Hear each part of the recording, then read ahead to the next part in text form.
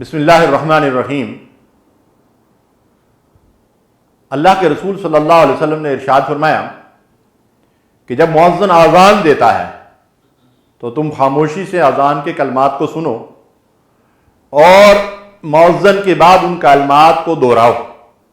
اور جب مؤذن کہتا ہے حی علی الصلاح حی علی الفلاح تو تم لا حول ولا قوت الا باللہ پڑھو، اور جب اذان ختم ہوتی ہے تو اس کے بعد رسول اللہ صلی اللہ علیہ وسلم پر درود بھیجیں، اور درود بھیجنے کے بعد جو نبی صلی اللہ علیہ وسلم نے دعا تعلیم دی ہے اس دعا کو پڑھیں۔ اللہم رب ہذہ الدعوۃ التامہ والصلاۃ القائمہ آت محمدا الوسیلۃ والفضیلہ وابعثہ مقاما محمودا الذی وعدتہ، او کما قال صلی اللہ علیہ وسلم۔ تو اللہ کے رسول صلی اللہ علیہ وسلم نے ارشاد فرمایا کہ جو شخص اس کا اہتمام کرے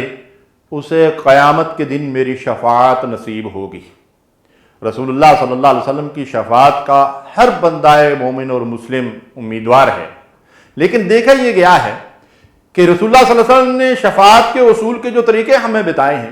ہم ان کا اہتمام نہیں کرتے، اور کچھ خود ساختہ طریقے اور راستے ہم نے اختیار کر لیے ہیں کہ اس طریقے سے رسول اللہ صلی اللہ علیہ وسلم کی شفاعت ملے گی، ایسے رسول اللہ صلی اللہ علیہ وسلم کی شفاعت ملے گی۔ اب اذان ہو رہی ہوتی ہے تو ہم گپ شپ لگا رہے ہوتے ہیں، باتیں کر رہے ہوتے ہیں، تو اس وقت خاموش رہ کر ہم اگر اذان کو سنیں اور رسول اللہ صلی اللہ علیہ وسلم پر درود بھیج کر یہ